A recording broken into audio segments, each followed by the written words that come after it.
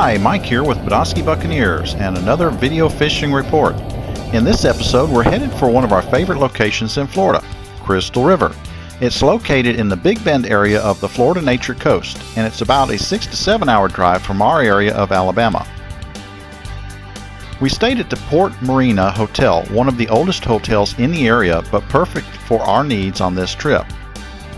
The accommodations were clean and affordable, and the staff was always friendly. There is an on-site restaurant, the Crystal River Ale House, which is the perfect place to eat and relax after a long day on the water. Most importantly, the hotel has their own marina with a boat launch, dockage, and trailer storage on site. The hotel dive and souvenir shop offers boat and kayak rentals as well as eco and manatee tours with licensed guides for the experience of a lifetime.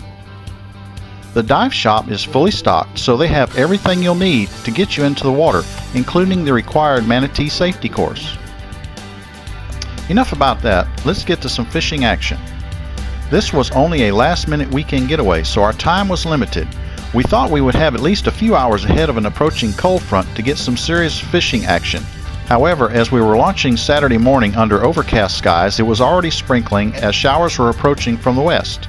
But being determined to make our trip worthwhile, we pressed on. Our first stop was Pete's Pier for supplies. Pete's Pier is a popular and convenient dock store and fuel dock, which also offers boat launch, marina, and dry storage facilities.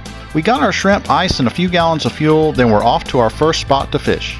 At the first location, there was not much action. I was throwing my favorite Head and Spook Junior topwater lure on my Quantum Smoke 30 PTS reel and Falcon Coastal XG rod, while Teresa used a live shrimp on her Quantum Smoke 30 PTS with a Wright & McGill Series 2 Flats Blue inshore rod. The lack of action here may have been partially due to a slack tide, as we were very near the time for the low tide for the day. Even though we weren't getting many bites, it was extremely relaxing. Moving just a little further downstream, we tried another spot, which we later called Redfish Point, and you'll see why. We started off fishing the edge of the channel where we were marking some fish on the Lowrance structure scam. They turned out to be ladyfish, as Teresa caught a couple with her live shrimp. By now it was raining harder, as you could probably tell by the change of our attire. We moved closer to the bank, which had some oyster clusters and tree debris around it. I had changed to my Penn Sargus 3000 reel and inshore series ugly stick rod using a DOA jerk shad and 1/4 ounce jig head. And it wasn't long before I landed the first redfish of the day.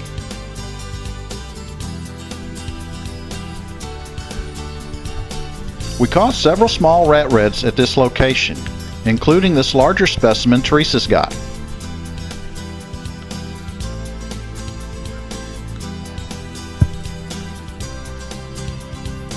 Deciding to change locations, we moved down to near the mouth of Crystal River to a spot called Wash Island. We worked an area between the two creeks and a channel marker and were immediately rewarded with this small speckled trout. We caught several small trout and a few redfish.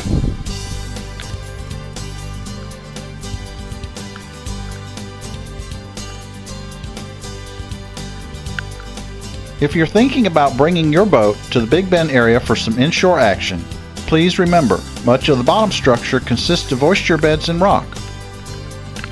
Good rules of thumb are being informed about the tides and the tide heights. Especially this time of year, there can be a 2 foot or more difference between high and low tides. A good set of electronics and premium navigation software is a big help, especially like Navionics, which has a satellite photo overlay.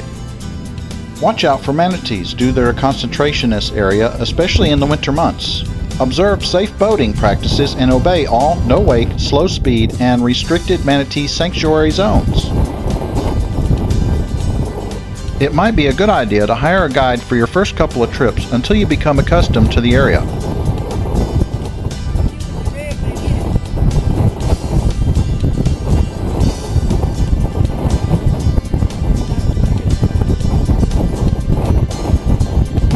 The rain had slacked off, but as you can tell, the winds picked up. So wet and cold, we decided it was time to head back to the hotel.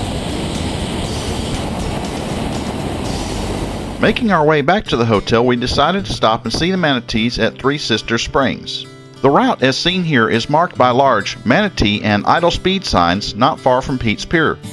To get there, you must pass under a low bridge, so if your boat has a T-top or other overhead structure, you won't be able to make it in.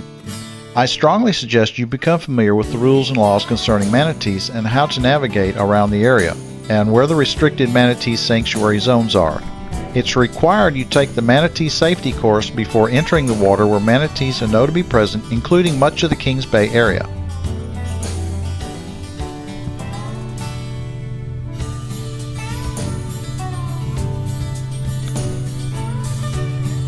You will travel down a small canal to a marked area for the Manatee Sanctuary. The Manatee Sanctuary Zone is clearly marked and entry is not allowed. The entrance to the Three Sister Springs is right next to that. The springs can only be accessed by swimmer or kayak. Boat traffic is not allowed. We were pleasantly surprised to see that we had the spot mostly to ourselves. There were so many manatees, I mainly used my trolling motor to navigate the canal as not to disturb them.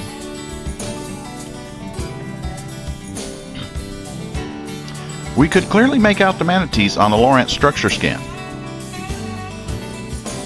The manatee, Florida state marine mammal, is an aquatic relative to the elephant.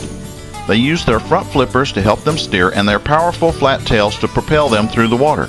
Despite their small eyes and lack of outer ears, the manatees are thought to see and hear quite well. Manatees live throughout the Caribbean and Florida. During the summer, they roam all around the Gulf Coast area. However, as the temperatures fall in winter, they must seek warmer waters, either migrating far south or seeking refuge in the warm Florida springs. And the Crystal River Kings Bay area has over 40 documented natural springs. This is why there are so many manatees here this time of year.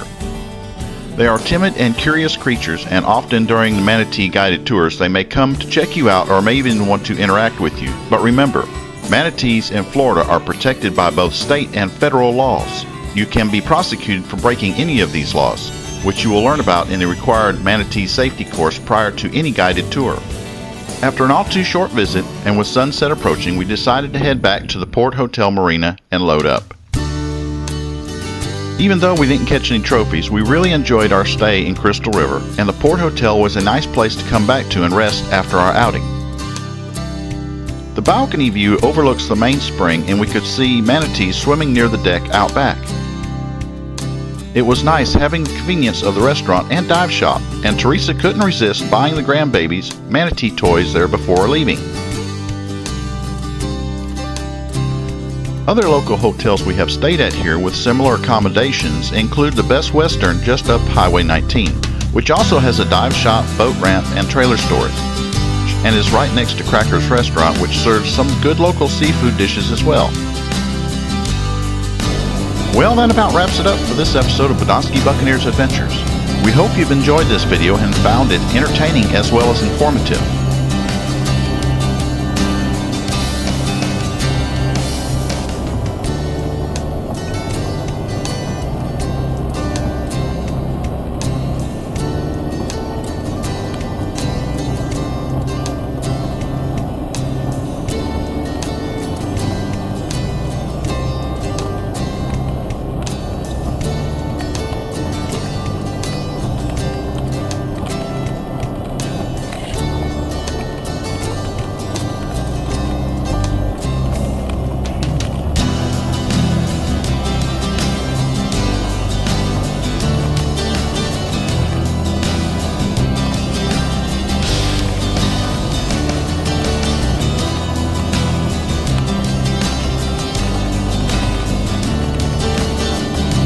See all of our videos on YouTube at www.youtube.com/AboutScubaSteve, and please like our videos.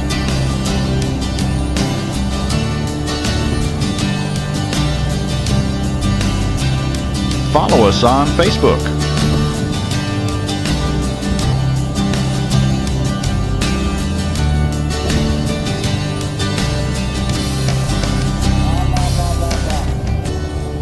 If you have any questions or comments, please email me at mike@badonskybuccaneers.com.